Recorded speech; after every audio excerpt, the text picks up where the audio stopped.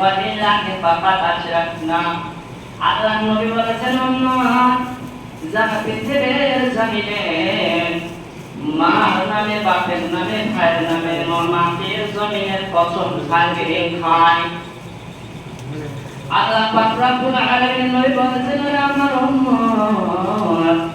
আল্লাহ রাব্বুল আলামিন ওয়াদিন থেকে শিরক করেছেন মান হালাফা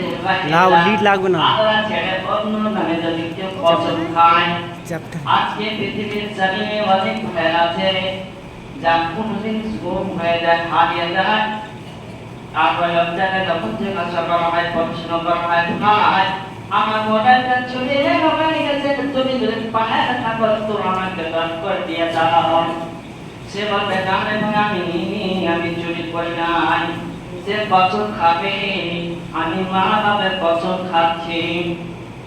অনেক ভাইয়েরা তো কসম খায় বলছে না আমি চুরি করি নাই বলছে চাকুতের মানব কসম খারাপ তখন ওই মহিলাটা বলছে আমার পেটে আমার কোলে সন্তান আছে দুটা ছেলে আছে আমি এই ছেলেটা কসম খেয়ে বলছি বলে তোমার জিনিস আমি চুরি করি না তোমার মুরগি আমি চুরি করি না আল্লাহ নবী বলেছে মান হালাফা বিগয়রিল্লাহি ফাকাদ আশরাক যারা এইভাবে কসম খায় আল্লাহ ব্যতীত অন্যের নামে কসম খায় আল্লাহ রাসূল বলেছেন ফাকাদ আশরাক সে যেন শিরিক করল আর যতক্ষণ পর্যন্ত তওবা না করবে আল্লাহ নবী বলেছেন উম্মত ওই গুনাহটা রব্বুল আলামিন মাফ করবে না ক্ষমা করবে না তাকে সরাসরি জাহান্নামে যেতে হবে দ্বিতীয় জায়গাতে রব্বুল আলামিন কোরআনে বলছেন ইন্নাল্লাহা লা ইয়াগফিরু আন ইউশরাকা বিহি ওয়া ইয়াগফিরু মা দুনা যালিকা লিমান ইয়াশা আল্লাহ পাক রব্বুল আলামিন বলেন পৃথিবীর বান্দা আল্লাহ রাব্বুল আলামিন বলেন তুমি জিন্দেগিতে তুমি নামাজ পড়তে পেরেছো নামাজ পড়েছো কিন্তু তোমার দ্বারাতে ভুল হয়ে গেছে তুমি গুনাহ করেছো তুমি চুরি করেছো তুমি জিনা করেছো তুমি জানো একমাত্র আল্লাহ জানে তুমি এত জুলুমের ফলে এত গুনাহ করেছো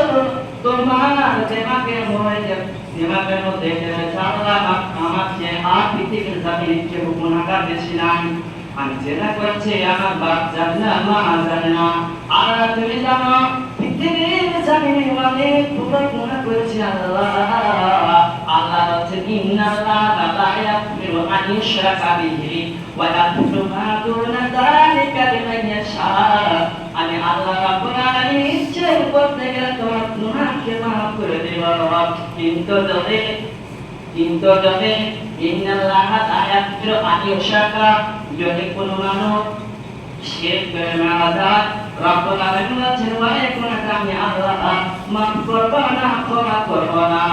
তারপরে দ্বিতীয় জায়গাতে আল্লাহ রাসূল সাল্লাল্লাহু আলাইহি ওয়াসাল্লাম এর কোরআন আয়াত তর্জমা করলাম আল্লাহ রাসূল সাল্লাল্লাহু আলাইহি ওয়াসাল্লাম হযরত মুআযকে বলেন মুআয তোমাকে একটা কথা বলে দেই তুমি সামনে যাচ্ছে যাও তোমাকে রাস্তা কেউ যদি ধরে তোমাকে বলে মা তুমি শিরক করো তুমি আল্লাহর সঙ্গে তাকে অংশীদার বানাও তবে তাকে তোমাকে ছাড়া হবে না হলে তোমাকে ছাড়া হবে না হযরত মুআযকে আল্লাহ রাসূল বলেছেন হে মুআয এই প্রত্যেকটা আত্মবেত্তা তোমাকে যদি কেটে পিস করে দেওয়া হয় আর তোমাকে যদি কুত্তাকে তোমার বংশওয়ালাকে কেটে তোমাকে কুত্তা খিলিয়ে দেবো তোমাকে জবাই করে খিলিয়ে দেবো